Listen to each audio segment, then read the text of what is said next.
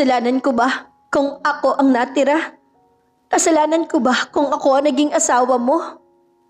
Sa mata ng lahat, si Christy ang nagnanakaw ng kaligayahan ng sarili niyang kapatid na mag-al sa balutan si Rose sa mismong araw ng kasal nito kay Michael. Si Christy ang isinalo ng pamilya upang isalba ang kanilang mukha sa kahihiyan. Inakala ni Christy na ang kasal na ito ang magiging daan para matakasan niyang masalimuot na buhay sa piling ng pamilyang walang ibang nakita kundi ang mga pagkukulang niya. Pero nagkamali siya dahil ang akala niyang kanlungan ay naging isang malamig na bilangguan. Sa loob ng 3 taon, pinanindigan ni Michael ang pagiging asawa. Pero sa papel lang, walang haplos, walang lambing at walang pagmamahal. Para kay Michael, si Christy ang ahas na umagaw sa pangarap nilang magkasintahan. Bulag si Michael sa katotohanan dahil ang puso niya ay nakakulong pa rin sa alaala ni Rose. Ngayong bumalik na si Rose, handa na ba si Christy na pirmahan ng mga papel na magpapalaya sa kanila? O may mga lihim na mabubunyag na magbabago sa kahulugan ng 3 taon nilang pagsasama? Isang kwento ng sakripisyo, lihim na pag-ibig at ang masakit na pagpili sa sarili. Si Christy, isang mapagmahal, matiisin pero palaban na babae. Sanay siyang laging pangalawa sa puso ng pamilya niya.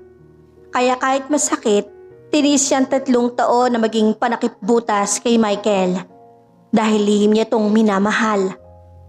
Si Michael, isang seryoso, masipag at tapat na lalaki. Matindi ang galit niya kay Christy dahil naniniwala siyang ito ang dahilan kung bakit siya iniwan ni Rose. Ngunit sa likod ng kanyang cold na pakikitungo, may malalim siyang pinanghahawakan. Si Rose, ang paboritong kapatid ni Christy. Maganda, spoiled at sanay na nakukuha ang lahat ng gusto. Ang kanyang pagbabalik ang yayanig sa nananahimik na buhay ni na Christy at Michael. At si Aling Lorna, ang ina ni na Christy at Rose. Prangka, paboritong anak si Rose at madalas maging dahilan ng emosyonal na sakit ni Christy. Malamig ang gabi, pero mas malamig ang hangin sa loob ng master's bedroom ng bahay ni na Michael at Christy. 3 taon. 3 taon ang ganito ang senaryo. Nakaupo si Christy sa gilid ng kama. Pinapanood ng kanyang asawa na nag-aayos sa mga papeles sa kanyang study table. Michael, kumain ka na ba? Nagluto ako ng paborito mong sinigang. Malambot ang boses si Christy at sinusubukang basagin ang pader na nakatayo sa pagitan nilang dalawa. Hindi man lang lumingon si Michael, maririnig ang bawat paglipat niya ng pahina ng mga dokumento. Huwag mo kong itulad sa'yo, Christy. Huwag mo kong tratuhin na parang totoong asawa. Alam mo kung bakit tayo narito? Parang may sumaksak sa puso ni Christy. Sanay naman siya, pero bawat salita ay may bago pa ring talim. 3 taon na nakalilipas nang iwan sila ni Rose sa mismong araw ng kasal. Upang hindi mapahiya ang pamilya sa mga bisita at pamilya ni Michael, nakilala sa lipunan. Si Christy ang pinasuot ng belo. Si Christy ang naglakad sa altar. Inakala niya noon na sa pamamagitan nito, makakalayo siya sa pamilyang lagi nagpaparamdam sa kanya ng kulang siya. Inakala niya, kahit papaano matututunan din siyang mahalin ng lalaking matagal na niyang lihim na sinasamba. Pero nagkamali siya. Kay Rose lang ang puso ni Michael. At para kay Michael, si Christy ang oportunistang sumira sa plano ng buhay nila ng kapatid nito. 3 taon na Michael, bulong ni Christy at nanginginig ang boses. Kailan mo ba makikita na narito ako? Na ako ang asawa mo? Humarap sa wakas si Michael. Ang kanyang mga mata ay malamig at walang emosyon. Hindi kita makikita, Christy. Dahil sa tuwing tinitignan kita, ang nakikita ko lang ay ang mukha ng babaeng umagaw sa buhay na dapat ay para sa amin ni Rose. Tumayo si Michael at kinuha ang kanyang unan at lumabas ng kwarto para matulog sa sofa, gaya ng ginagawa niya gabi-gabi. Naiwan si Christy na umiiyak sa dilim. Ngunit bago pumikit ang mga mata ni Christy, nakatanggap siya ng isang text message mula sa kanyang ina. Isang text na nagpabili sa tibok ng puso niya sa sobrang kaba. Christy, umuwi na ang kapatid mo. Gusto niya makipagkita sa inyo ni Michael bukas. Nanginginig ang mga kamay ni Christy habang nag-aayos ang lamesa sa isang mamahaling restaurant. Sa tabi niya, nakaupo si Michael. Napansin ni Christy ang kakaibang enerhiya sa asawa. Buhay na buhay ang mga mata nito. Hindi katulad ng matabang na ekspresyon na nakikita niya araw-araw sa bahay. At doon pumasok si Rose. Mas maganda ito ngayon. Mukhang sopistikada at galing sa ibang bansa. Kasunod dito ang kanilang ina na si Aling Lorna na abot langit din ng ngiti. Michael! Christy! Masayang bati ni Rose at tila wala nangyaring masama 3 taon na ang nakalilipas.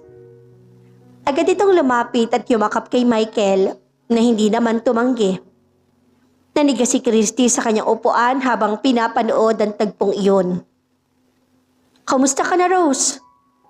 Malambot ang boses ni Michael. Yun ang boses sa matagal nang gustong marinig ni Christy para sa sarili niya.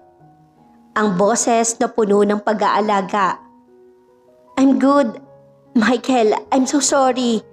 Sorry sa nagawa ko nun. Emosyonal na sabi ni Rose. Natakot lang ako sa responsibilidad. Pero ngayon, bumalik ako kasi na-realize ko, ikaw pa rin pala talaga. Tumingin si Aling Lorna kay Christy. Walang pakialam kung masaktan ang panganay na anak. Christy, total naman 3 taon na kayong kasal. Pero alam naman nating lahat na pilitan lang yun. Siguro naman, oras na para ibalik mo na kay Rose ang para sa kanya. Diba? Nadaglag ang puso ni Christy. Ang sarili niyang ina, hinihiling na ipamigay niya ang sarili niyang asawa. Tumingin si Christy kay Michael. Nagmamakaawa ang mga mata na sana ipagtanggol sa niyan to. Sana sabihin itong asawa niya siya ngayon. Ngunit ang nananatiling tahimik si Michael. Tumingin lang ito kay Rose na may halo-halong emosyon. At pagkatapos ay tumingin kay Christy na tila naghihintay din ng kanyang sagot. Excuse me, magsi-CR lang ako. Sabi ni Christy, halos hindi makahinga. Pagpasok niya sa banyo, doon niya binuhos ang iyak. Ngunit nang palabas na siya, narinig niya ang boses ni Rose at Aling Lorna sa labas ng cubicle. Ma, siguraduhin mo lang napapayag si Christy sa hiwalayan. Kailangan ko si Michael ngayon, lalo na't may kailangan akong makuha sa kanya. Sabi ni Rose. Huwag kang mag-alala, anak. Sunod-sunuran naman sa akin ng kapatid mo. Hindi niya matatanggihan ang pakiusap ko. Sagot ni Aling Lorna. Nanlamig ang buong katawan ni Christy. May ibang dahilan ang pagbabalik ng kanyang kapatid. Pag-uwi sa bahay, sinalubong sila ng matinding katahimikan. Hindi na nakatiis si Christy at nirap niya si Michael sa sala. Gusto mo na ba talaga akong palayain, Michael? Para makabalik ka na kay Rose? Diretsahang tanong ni Christy at pinipigilan ng luha. Tumingin si Michael sa kanya. Seryoso ang mukha. Hindi ba't yun naman ang gusto mo simulat sa Paul? Ang makawala sa pamilya mo? Binigyan kita ng matitirhan, ng pangalan. Pero alam nating dalawa kung sino ang totoong mahal ko. Mahal? Michael, bulag ka ba? Sigaw ni Christy at hindi na napigilan ng emosyon.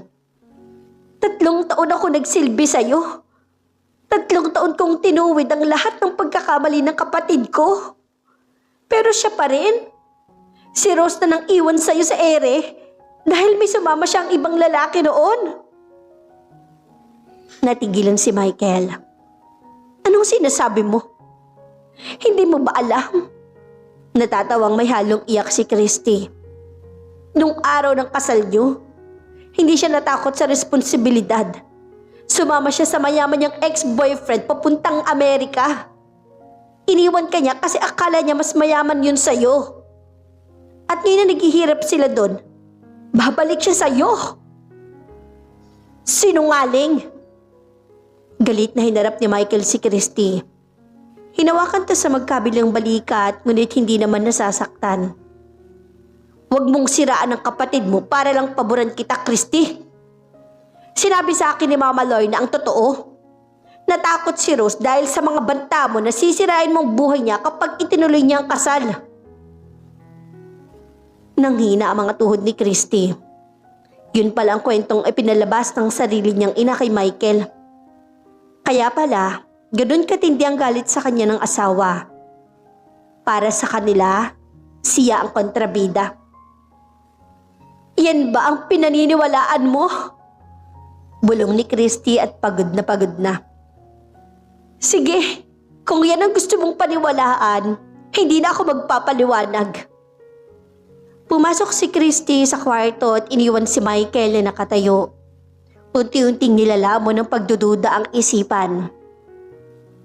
Kinabukasan, maagang umalis si Michael nang hindi nag-aalmusal.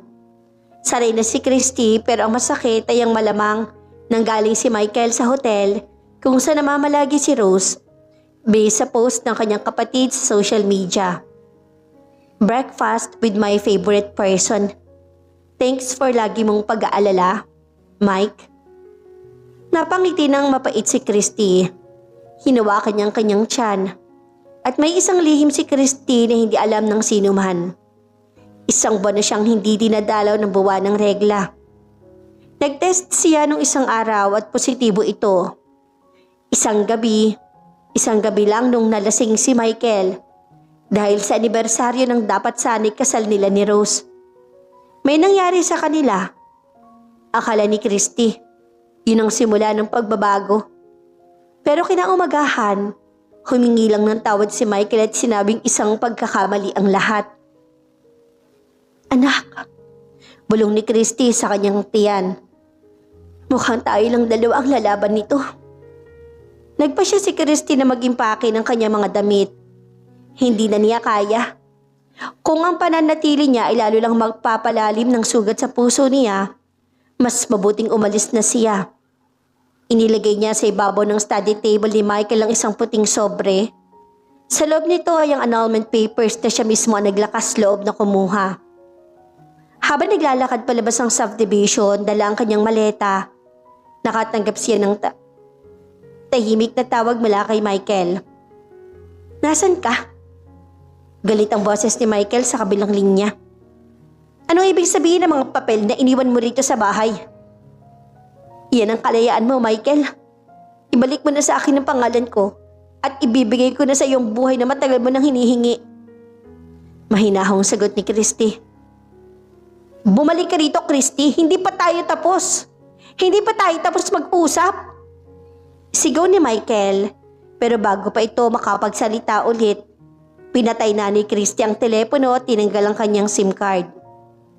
Ngunit ang hindi alam ni Christy, habang papunta siya sa isang maliit na apartment na inupahan niya, may isang itim na sasakyan ang sumusunod sa kanya. Isang linggo ang lumipas. Tahimik na namumuhay si Christy sa kanyang maliit na apartment sa labas ng Maynila. Nagtatrabaho siya online bilang isang writer. Kahit mahirap, may kapayapaan ang puso niya. Isang gabi, habang nagluluto siya ng hapunan, may kumatok ng malakas sa kanyang pinto. Laking gulat niya. Nang buksan niya ito at makita si Michael. Gulo-gulo ang buhok, basang-basa ng pawis at may hawak na isang lumang notebook. Michael, paano mo nalaman ang lugar na to? Gulat na tanong ni Christy. Hindi sumagot si Michael. Pumasok ito sa loob na sinara ang pinto. Ipinakita niya ang notebook kay Christy. Ito bang dahilan kung bakit mo ako pinakasalan? Nanlaki ang mga mata ni Christy. Diary niya iyon nung college pa sila. Doon nakasulat ang lahat ng lihim niyang pagtingin kay Michael. Bago pa man naging magkasintahan sina Michael at Rose, pero higit sa lahat, doon nakasulat ang katotohanan tungkol sa gabi bago ang kasal. Saan mo nakuha yan? Takot na tanong ni Christy. Inayos ko ang mga gamit mo sa bahay matapos mong umalis. Nahulog ito sa ilalim ng cabinet. Garalgal ang boses si Michael. Lumapit siya kay Christy at may luha sa kanyang mga mata. Christy, bakit hindi mo sinabi sa akin? Ang alin? Na si Rose. Si Rose ang nagnakaw ng pera ng kumpanya ko 3 taon na nakakalipas. Bago siya umalis. Na kaya mo ako pinakasalan ay dahil binayaran mo ang utang ng pamilya mo sa akin gamit ang lahat ng ipon mo para lang hindi ko ipakulong ang kapatid at nanay mo. Napatahimik si Christy. Nabunyag na ang lihim na 3 taon niyang itinago. Noon, nalaman ni Michael na may nang scam sa kumpanya niya at ang pamilya ni Christy ang may gawa. Upang isalba si Rose at ang kanilang ina, nakiusap si Christy kay Michael. Ang kasunduan, papakasalan niya si Michael upang magsilbing garantiya. At lahat ng kita ni Christy ay mapupunta sa pagbabayad ng utang. Ngunit dahil sa galit ni Michael nang iwan siya ni Rose sa altar, binaluktot ng kanyang emosyon ang katotohanan. Nakalimutan niya ang tunay na dahilan at pinaniwalaan ang kwento ni Aling Lorna na si Christy ang sakim. Huli na para dyan, Michael. Sabi ni Christy at umiiyak na rin. Alam mo na ang totoo. Wala nang utang ang pamilya ko sa iyo. Tapos na ang 3 taon. Pwede mo nang pakasalan si Rose. Pero hindi ko na siya mahal, Christy. Isang malakas na pag-amin ang lumabas sa bibig ni Michael na nagpatigil sa mundo ni Christy. Napatanga si Christy sa sinabi ni Michael. Ano? Anong sinabi mo? Lumapit palalo si Michael at hinawakan ng mga kamay ni Christy. Sa pagkakataong ito, hindi ito malamig. Mainit at nanginginig ang mga kamay ng lalaki. Narealize ko lang nang umalis ka. Christy, ang akala kong galit sa'yo. Nitong mga nakaraang taon, hindi pala galit yun. Kundi takot. Pag-amin ni Michael, habang umaagos ang luha sa kanyang mga pisngi. Natatakot ako kasi unti-unti mo nang napapalitan si Rose sa puso ko. Nang bumalik si Rose, wala na akong naramdaman. Ang tanging rason kung bakit ko siya kinausap ay dahil gusto kong malaman kung bakit niya nagawa sa akin ang lahat ng ito noon. Umiling si Christy at hindi makapaniwala. Huwag mo akong lokohin, Michael. 3 taon mo akong binaliwala. 3 taon mong pinamukha sa akin na basura ako. Dahil naging tanga ako. Sigaw ni Michael sa sarili. Pinigilan ko ang sarili kong malin ka dahil akala ko ikaw ang sumira sa amin. Pero ang totoo, ikaw ang nagligtas sa akin. Ikaw ang nag-alaga sa akin ng mga panahong depress ako, Christy. Pakiusap, bumalik ka na sa bahay at magsimula tayo ng tama. Huminga ng malalim si Christy at binawi ang kanyang mga kamay. Hindi ganun kadali yun, Michael. Ang dami mong sinabing masasakit na salita. At higit sa lahat, hindi ko alam kung kaya ko pang magtiwala. Gagawin ko ang lahat. Christy, bigyan mo lang ako ng pagkakataon. Pagsusumamo ni Michael. Bago pa makasagot si Christy, biglang nakaramdam siya na matinding pagkahilo. Nagdilim ang kanyang paningin at tulian siyang nawala ng malay. Ang huli na lang niyang narinig ay ang nag-aalalang sigaw ni Michael. Christy! Christy! Nagising si Christy na may amoy ng gamot sa kanyang paligid. Nasa hospital siya. Sa tabi ng kanyang kama, nakaupo si Michael. Maigpit na hawak ang kanyang kamay habang natutulog. Mukha itong pagod na pagod. Nang magulat si Michael sa paggalaw ni Christy, agad itong nagising. Christy, salamat sa Diyos, gising ka na. May masakit ba sa'yo? Gusto mo ba ng tubig? Umiling si Christy. Ano nangyari? Tumingin si Michael sa kanya na may kahalong matitinding galak at takot. Sabi ng doktor, buntis ka. 6 weeks, Christy. Bakit? Bakit hindi mo sinabi sa akin? Napaiyak na naman si Christy. Para saan pa? Para sabihin mo na naman na ginagamit ko ang bata para gapusin ka sa kasal na to? Hindi, Christy. Hindi ko isipin yan.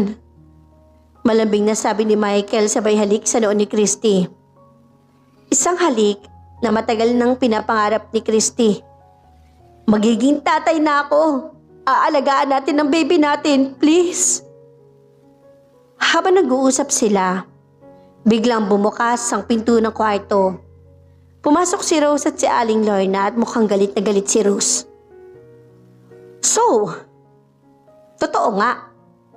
Nandito ka lang pala kasama ang mag-aagaw na to, Michael. Matalim ang tingin ni Rose kay Christy. Michael, paano naman ako? Akala ko ba magpapasalamat ka sa akin dahil bumalik na ako? Tumayo si Michael at humarang sa pagitan ni Rose at Christy. Ang kanyang boses ay naging matigas at seryoso. Rose, alam ko na ang lahat. Alam ko na kung paano niyo pinagtulungan ni Mama Lorna na nakawin ang pera ng kumpanya ko noon. At kung paano ito binayaran ni Christy sa pamamagitan ng pagsasakripisyo ng sarili niyang buhay. Natigil lang si Rose at si Aling Lorna.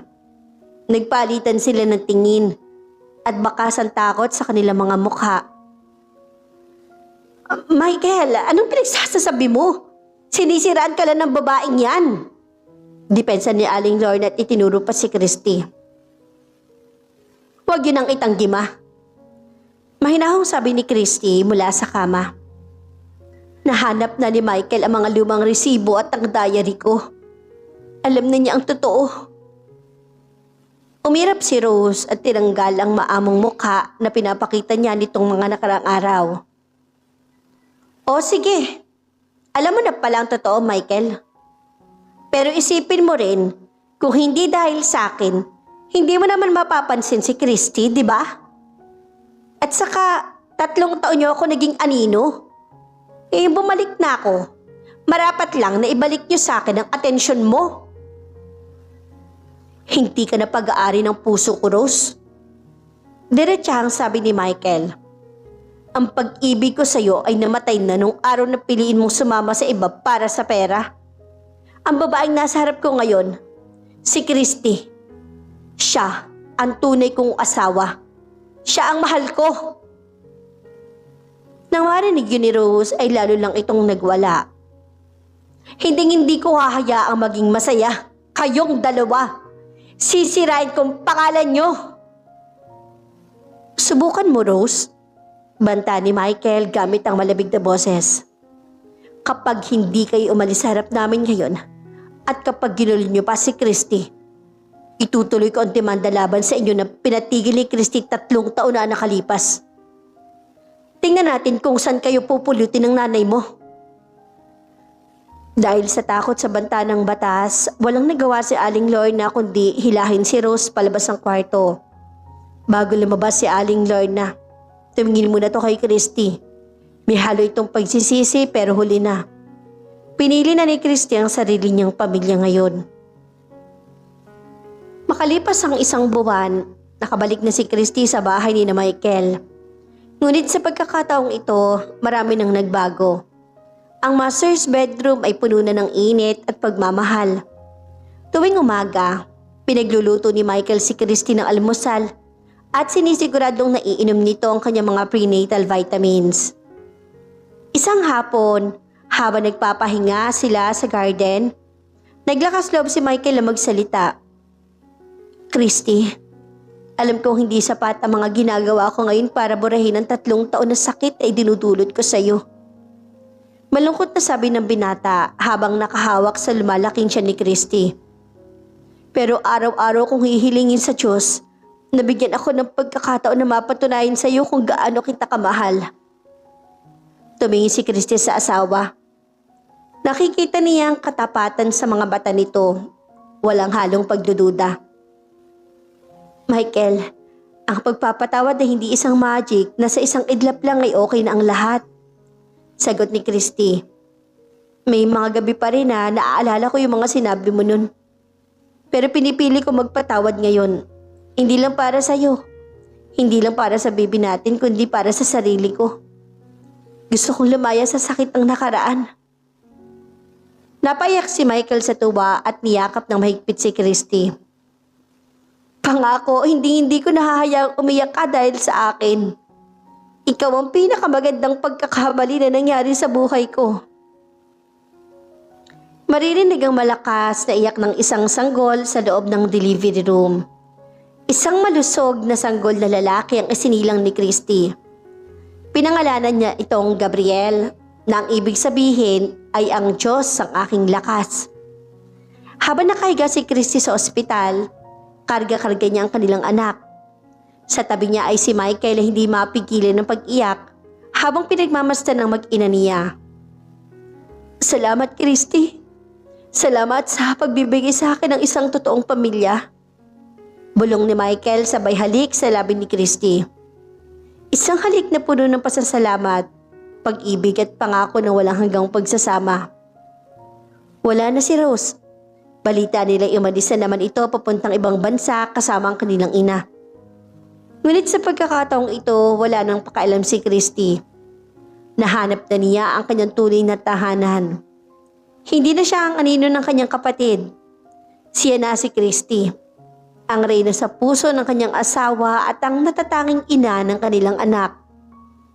Inayos si Michael ang kumunting Christy at hinalika ng maliliit na kamay ni Baby Gabriel. Ang kasal na nagsimula sa isang pagkakamali at kahihiyan ay nagbunga ng isang wagas at totoong pagmamahal. Isang gabi, habang pauwi si Michael mula sa isang late night business meeting, napansin niyang may sumusunod sa kanyang sasakyan. Isang itim na SUV na walang plaka. Nang bilisan niyang takbo, bigla siyang hinarangan ito sa isang madilim na bahagi ng kalsada. Bumaba ang isang lalaki na kasut, si David Valderrama. Isang makapangyarihan na tusong bilyonaryo na karibal ng pamilya ni Michael sa negosyo.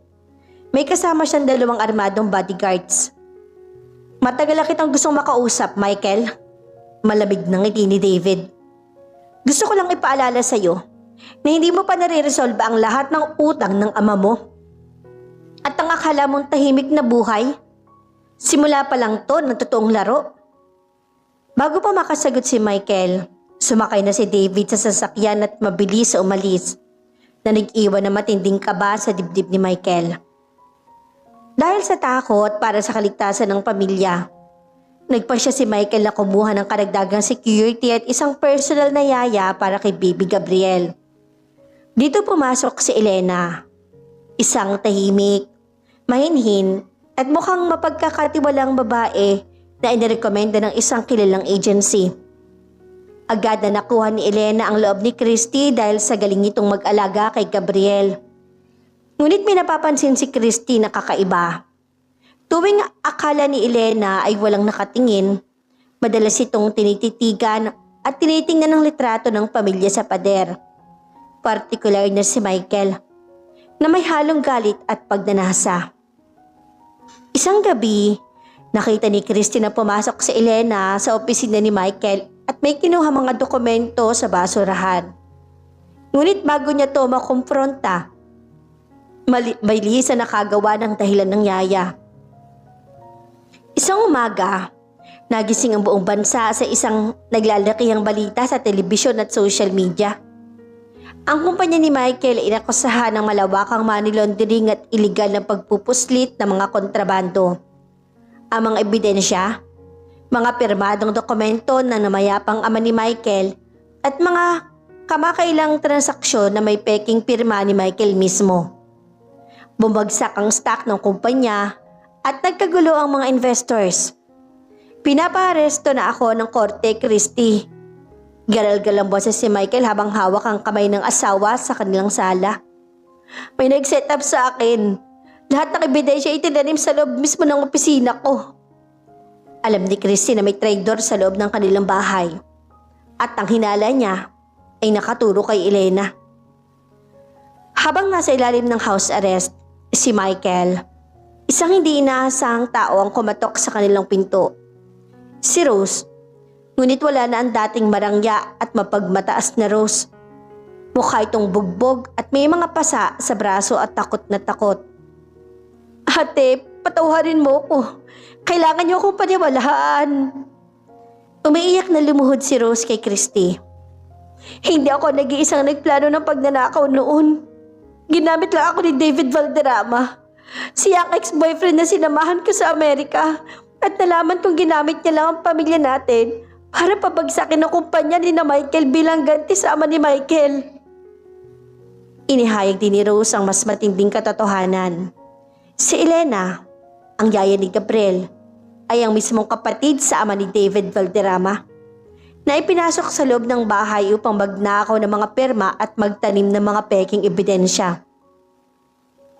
Ginamit ni na Christy at Rose ang nalamang impormasyon para gumawa ng counterplan.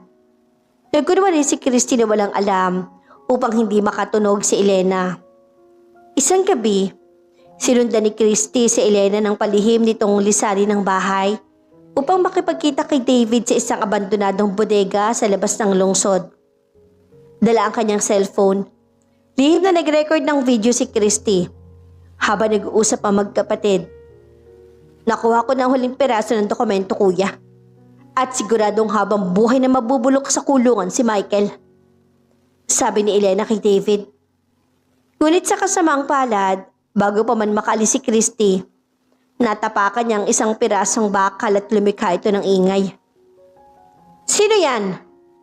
Sigaw ng mga tauhan ni David. Bago pa makatakbo si Christy ay nahuli siya ng mga armadong lalaki.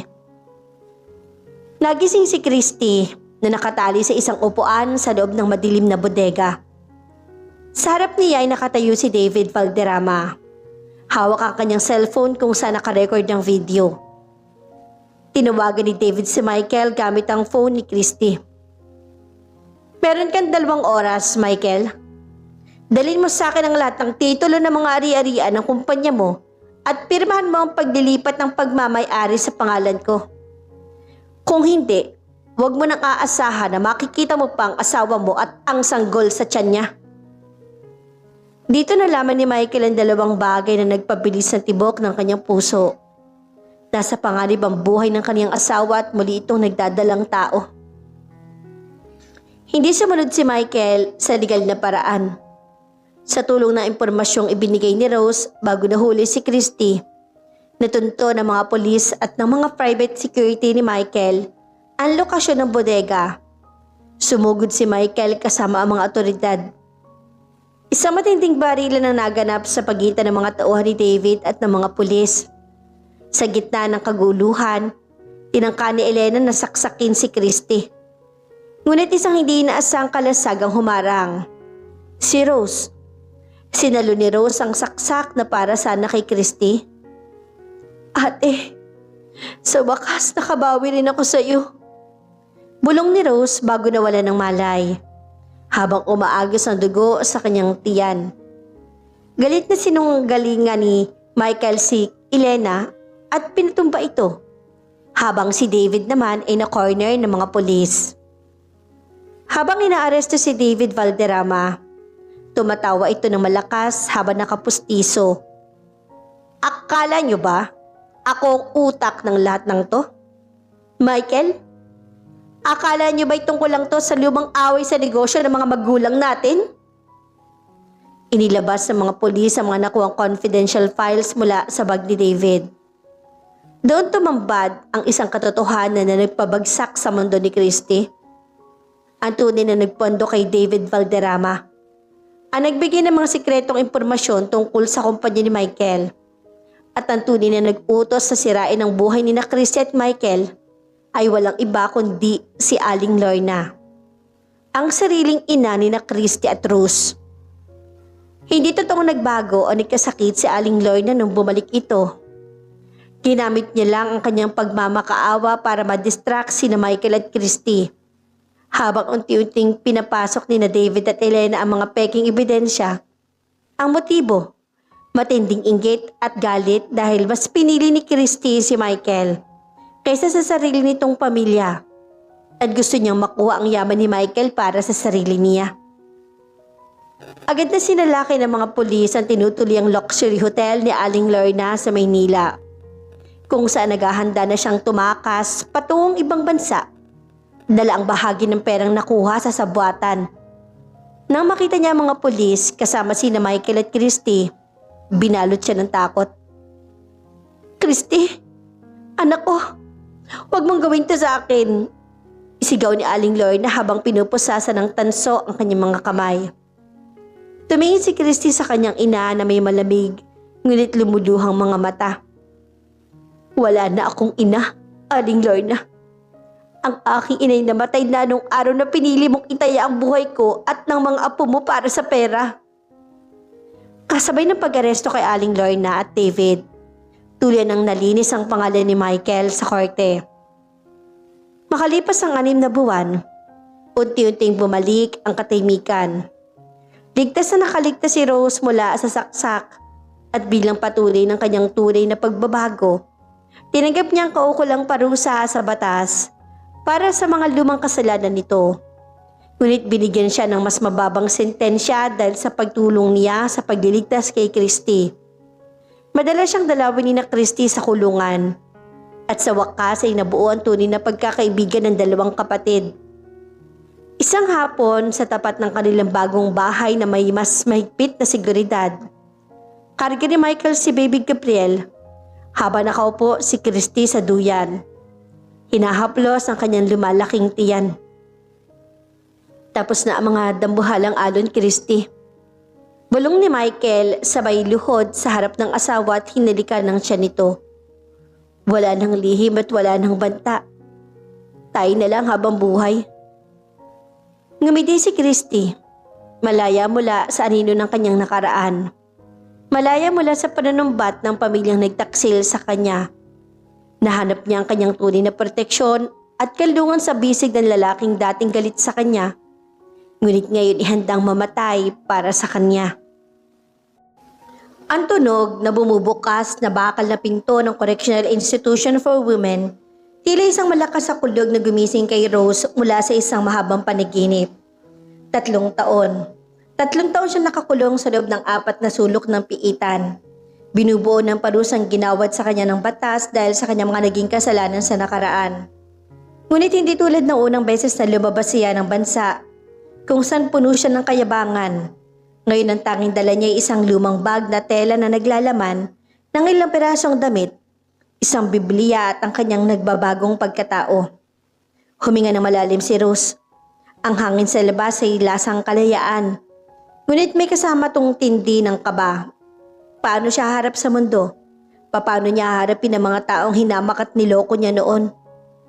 "Rose!" Isang pamilyar na boses ang bumasag sa kanyang malalim na pag-iisip. Paggangat ng kanyang mukha ay nakita niyang isang pamilyar na puting sasakyan. Nakatayo sa tabi nito si Christy at ang kanyang ate. Walang bakas ang galit sa mukha nito, kundi isang mainit na at mapagpalayang ngiti. Sa tabi ni Christy ay si Michael na bagamat seryoso pa rin ang mukha ay dahan-dahang tumango sa kanya bilang pagtanggap. Hindi napigilan ni Rose ang kanyang sarili. Tumakbo siya patungo sa kanyang kapatid at mahigpit itong niyakap. Ang mga luhang 3 taon niyang pinipigilan at tuluyan ng umagos. Ate patawad. Patawad sa lahat." Ikbi niya. Hinaplos ni Christian likod ng kanyang kapatid. "Shh, tahan na Rose, tapos na yun. Biniyaran mo na ang utang mo sa batas. Ngayon oras na para simulan ng bagong buhay mo." Sumakay sila sa sasakyan. Habang bumabiyahe patungo sa isang hindi pa alam na destinasyon ni Rose, napansin niya ang katahimikan ni Michael. May kaunti pa ring ilangan sa pagitan nila, na natural lamang dahil sa malalim na sugat na idinulot niya rito noon. "Saan tayo pupunta, ate?" Tanong ni Rose habang nakatingin sa labas ng bintana. Pinagmamasa ng mabilis sa pagbabago ng Maynila. "Sa isang maliit na apartment na inihanda namin para sa iyo sa Tagaytay." Si Michael ang sumagot na ikinagulat naman ni Rose. Tumingin si Michael sa rearview mirror at nagpatuloy. "Malayo iyon sa ingin ng lungsod at malayo sa mga taong pwedeng humusga sa iyo. Doon makakapagsimula ka ng tahimik. May maliit na flower shop doon na pagmamay-ari ng kumpanya ko at kung gusto mo ikaw mamahala." Nalaglagan pa nga ni Rose. Ang lalaking dati niyang ninakawan, ang lalaking pinagmalupitan niya, ay ngayon nagbibigay sa kanya ng pagkakataong mabuhay ng marangal. "Michael, bakit? Pagkatapos ang lahat ng ginawa ko." Hindi ko ito ginagawa para sa iyo lang, Rose. Seryosong sabi ni Michael. Ginagawa ko to dahil mahal ko ang asawa ko. At alam kong hindi magiging ganap ang kaligayahan ni Christy kung nakikita kanyang naghihirap. At dahil na rin nakita ko kung paano mo itinaya ang buhay mo para iligtas si Christy noon kay Elena, patunay na yon na may kabutihan sa iyo. Napatingin si Rose kay Christy na ngayon ihawak ang kamay ni Michael habang nagmamaneho ito. Doon niya na-realize kung gaano katatag ang pagmamahal ng dalawa. Isang pag-ibig na hindi lang nagpapatawad, kundi nagpapabago rin ng mga taong nakapaligid sa kanila. Malamig yung simoy ng hangin sa Tagaytay. Ang apartment na inihanda ni na Christy para kay Rose ay simple ngunit napakaginhawa. Pero nitong maliit na baranda na nakaharap sa malalagong halaman. Sa ibaba nito ay ang flower shop na tinawag nilang Blossoms of Hope. Sa unang linggo, naging mahirap para kay Rose ang mag-adjust. Ang katahimikan ng gabi ay madalas niyang ipagpalit sa ingin ng kulungan. May mga gabi na nagigising siyang binabangungot, na aalala ang mga pananakit ni David Valderrama at ang malamig na boses ng kanilang ina na si Aling Lorna habang nagpaplano ng masama. Ngunit tuwing umaga, ang bango ng mga sariwang rosas, mirasol at mga lila ang nagpapabalik sa kanya sa realidad. Naging masipag si Rose sa pag-aaral kung paano mag-ayos sa mga bulaklak. Ginamit niya ang kanyang likas na galing sa sining upang lumikha ng mga kakaibang bouquet na mabilis sa kinagiliwan ng mga lokal at turista. Isang hapon, habang nag-aayos siya ng mga bulaklak para sa isang kasal, isang lalaki ang pumasok sa shop. Matangkad dito, may suot na simpleng polo shirt at may mga matang tila laging may malalim na iniisip. Siya si Julian, isang landscape architect na madalas bumili ng mga halaman sa katabing nursery. Magandang hapon. Ikaw ba si Rose? Ang bagong manager dito? Tanong ni Julian habang nakatingin sa inaayos sa bouquet ni Rose. Oo, ako si Rose. Sagot niya sabay abot ng kamay at may kung anong kaba siyang naramdaman. Isang pakiramdam na matagal nang nawala sa kanya. Julian, ngiti ng lalaki. Maganda ang gawa mo. May kakaibang kwentong bawat arrangement na ginagawa mo. Tila may lungkot na may kasamang pag-asa. Natigilan si Rose sa sinabi ni Julian. Hindi niya akalaing may makakapansin ang emosyong inilalagay niya sa mga bulaklak. Mula sa araw na iyon ay naging madalas ang pagbisita ni Julian sa shop. Hindi lang para bumili ng bulaklak kundi para makipagkwentuhan kay Rose. Sa bawat tasa ng kape na pinagsasaluhan nila sa hapon, unti-unting nabubuksan ang puso ni Rose na matagal nang binalot ng yelo ng nakaraan. Habang nagiging malapit si Rose at Julian, hindi maiwasan ni Rose sa makaramdam ng takot. Alam ba ni Julian ang kanyang nakaraan? Paano kung malaman nitong siya isang ex-convict? Paano kung malaman nitong naging ganid siya sa pera at sinira niya ang buhay ng sarili niyang kapatid? Isang gabi, habang naglalakad sila sa isang parke sa Tagaytay, naglakas loob si Julian na magtanong tungkol sa kanyang pamilya. Rose, napansin ko tuwing weekend lang pumupunta rito ang ate mo at si Michael. Nasaan ang mga magulang ninyo? Napatigil si Rose sa paglalakad. Ang malamig na hangin ay biglang naging suffocating para sa kanya. Ang tatay namin matagal nang patay. Ang nanay naman namin. Lumunok si Rose at nanginginig ang kanyang boses. Nasa kulungan siya, Julian. Nag-ibang ekspresyon ng mukha ni Julian, ngunit hindi ito mukhang nadidiri, kundi nagulat. At ako, galing din ako sa kulungan, Julian. Tuluyan ang sinabi ni Rose habang nakatungo at naghahanda na sa pag-alis ng lalaki. Nabilanggo ako dahil sa pagnanakaw at pakikipagsabwatan para sirain ang kumpanya ng asawa ng ate ko. Kaya kung gusto mo nang lumayo sa akin, maintindihan ko. Katahimikan ang sumunod. Hinintay ni Rose ang tunog ng mga hakbang ni Julian palayo. Ngunit sa halip na umalis, naramdaman niya ang isang mainit na kamay na humawak sa kanyang baba. Dahan-dahang itinaas ang kanyang mukha upang magtagpo ang kanilang mga mata. Rose, hindi ako tumitingin sa kung ano ang tao noon, kundi sa kung sino siya ngayon. Malambot ang boses ni Julian. Ang nakita ko nitong mga nakaraang buwan ay isang masipag, mapagkumbaba at mabait na Rose. Ang nakaraan mo ay bahagi ng kwento mo, ngunit hindi ito nagdidikta ng katapusan mo. Napayak si Rose sa mga salitang iyon. Sa unang pagkakataon sa kanyang buhay ay may tumanggap sa kanya ng walang hinihiling kapalit, walang kondisyon at walang panghuhusga.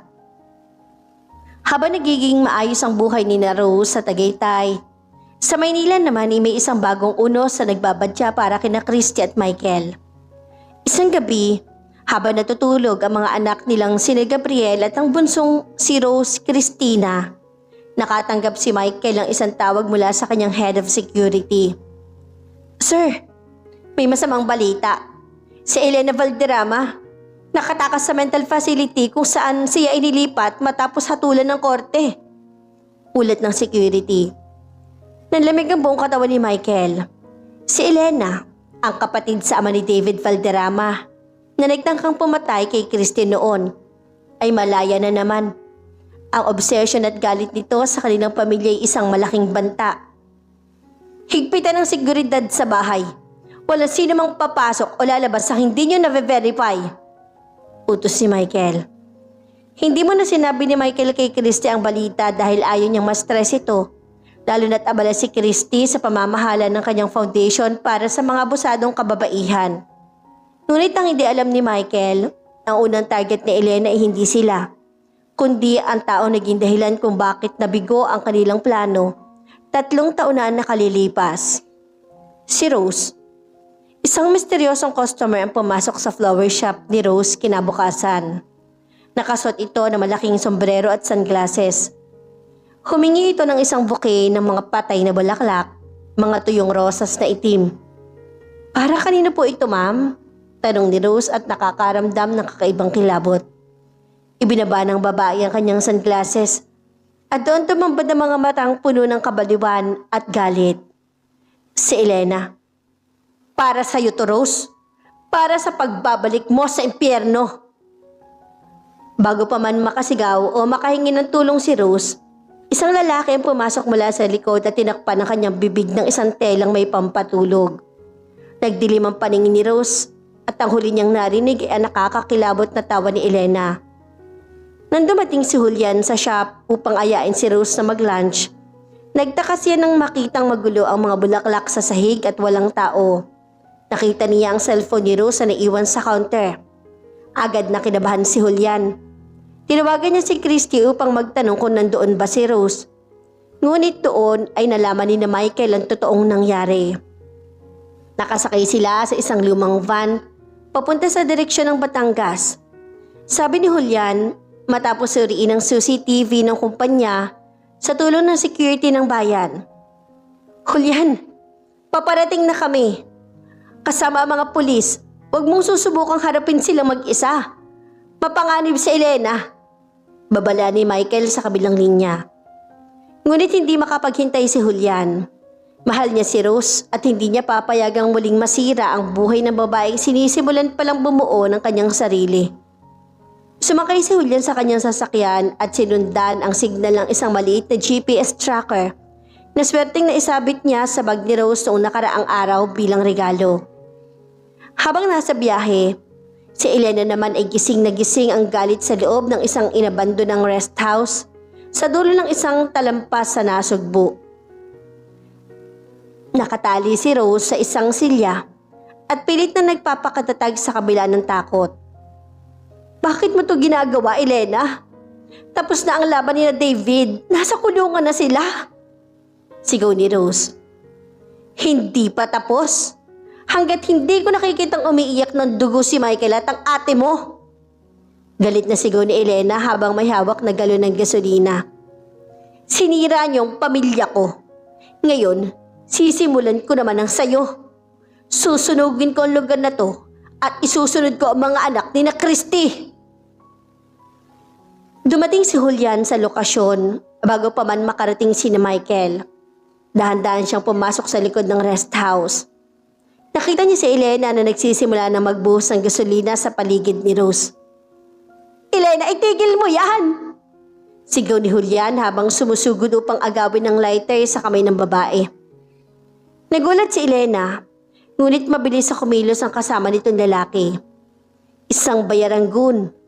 Sinuntok nito si Julian sa mukha na naging dahilan ng pagtalsik ng arkitek. ito sa sahig. Nagkaroon ng matinding suntukan sa pagitan ni Julian at Nanggun. Kahit sugatan at duguan, hindi sumuko si Julian upang maprotektahan si Rose. Sa mismong sandaling iyon, dumating ang mga sasakyan ng mga pulis kasama sina Michael at Christy. Naririnig ang mga sirena mula sa labas. Nataranta si Elena at sa kanyang pagmamadali, sinindihan niya ang lighter at itinapon ito sa sahig na may gasolina. "Hindi!"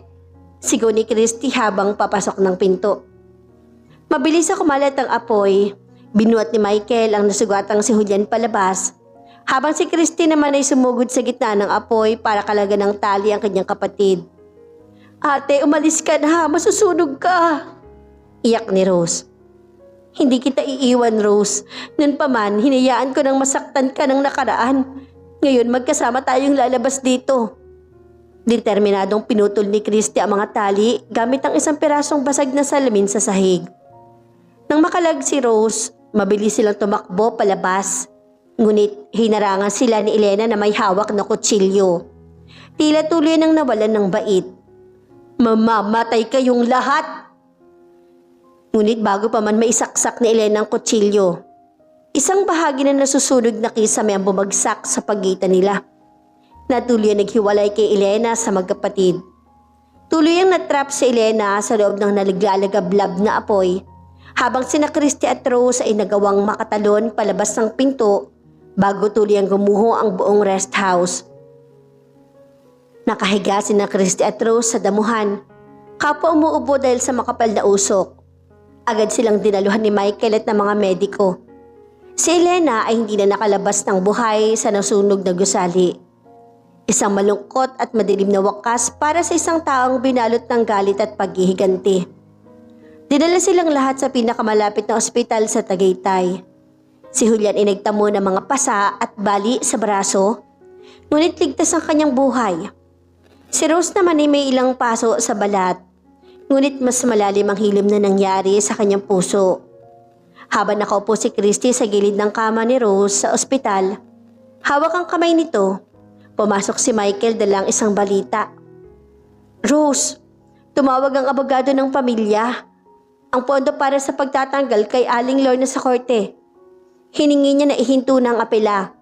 Tanggap na raw ng nanay niyo ang kanyang parusa at iniwan niyang isang sulat para sa inyong dalawa." Inabot ni Michael ang isang lumang papel. Binasa ito ni na Christy at Rose na magkasama. "Sa aking mga anak, Christy at Rose, patawad kung naging madilim na bahagi ako ng inyong buhay. Sa loob ng aking selda, napagtanto ko na ang tunay na yaman ay hindi pera na matagal kong hinangad, kundi ang pagmamahal na ipinagkait ko sa inyo. Rose, natutuwa ako na nakalabas ka na at nagsisimula muli.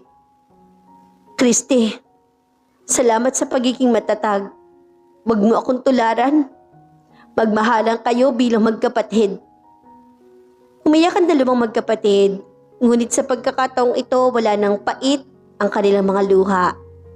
Ang huling anino ng nakaraan ay tuluyan ng natunaw ng pagpapatawad. Isang taon matapos ang trahedya sa Batangas, muli nagbukas ang Blossoms of Hope sa Tagaytay. Mas malaki na ito ngayon at may kasama na itong isang maliit na garden cafe na idinisenyo mismo ni Julian. Naka-wheelchair pa rin si Julian noon habang nagpapagaling.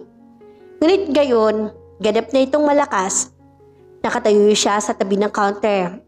Pinapanood si Rose na masaya nakikipag-usap sa mga customer. Ang mga paso sa braso ni Rose ay mga marka pa rin, ngunit para kay Julian. Ang mga iyon ay simbolo ng katatagan at kagandahan ng kanyang kasintahan. Pumasok sina Christy at Michael kasama ang mga anak nilang sina Gabriel na ngayon ay 4 na taong gulang na. At si Rose Christina na naglalakad na rin. Masaya naglaro ang mga bata sa garden. "Mukhang may malaking okasyon ngayon ah," biro ni Michael habang nakatingin sa mga espesyal na dekorasyon ng shop. Lumapit si Julian kay Michael at tinapik ito sa balikat. "Oo, Michael. At kailangan ko ang basbas ninyo ni Christy." May kinuha si Julian mula sa kanyang bulsa. Isang maliit na pulang kahon. Nagtingin na sina Christy at Michael. Kapwa may mga ngiti ng excitement sa kanilang mga mukha. Lumapit si Julian kay Rose sa gitna ng flower shop. Sa harap ng lahat ng mga customer at ng kanilang pamilya. Lumuhod si Julian. Binuksan ang kahon na naglalaman ng isang simpleng singsing na may disenyong hugis rosas. Rose, binigyan mo ng kulay ang mundong akala ko ay puro disenyo lang sa papel. Tinuruan mo kung makita ang kagandahan sa kabila ng mga sugat. Will you marry me? Natigilan si Rose. Napahawak sa kanyang bibig habang umaagos ang luha ng tuwa. Tumingin siya kay Christy na tumango at may luha rin sa mga mata. Yes, Julian. Yes. Sagot ni Christy. Ang buong shop ay napuno ng palakpakan at hiyawan ng kagalakan. Ang kasal ni Rose at Julian ay dinao sa isang simpleng kapilya sa Tagaytay na napapaligiran ng mga bulaklak na si Rose mismo ang nag-ayos. Si Christy ang nagsilbing matron of honor, habang si Michael naman ang isa sa mga groomsmen ni Julian. Si Baby Gabriel ang ring bearer at ang maliit na si Rose Cristina ang flower girl. Habang naglalakad si Rose sa altar, hindi niya mapigilang balikan ang kanyang nakaraan. Noong unang beses siyang dapat ikakasal kay Michael, tumakbo siya palayo dahil sa takot, inggit at kasakiman. Ngunit ngayon, naglalakad siya patungo sa altar na may pusong puno ng kapayapaan, katapatan at tunay na pag-ibig. Nang magtagpo ang mga kamay ni Rose at Julian sa harap ng altar, lumingon si Rose sa direksyon ni Christy at Michael. Nakita niya ang dalawa na magkahawak kamay. Masayang pinapanood ng kanyang bagong simula.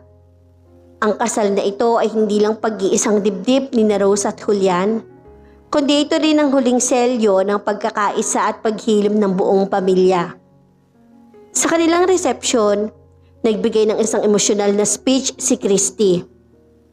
Ang aking kapatid na si Rose ay dumaan sa pinakamahirap na pagsubok. Ngunit tulad ng isang rosas, kailangan niyang dumaan sa mga tinik upang tuluyang mamukadkad ang kanyang tunay na kagandahan.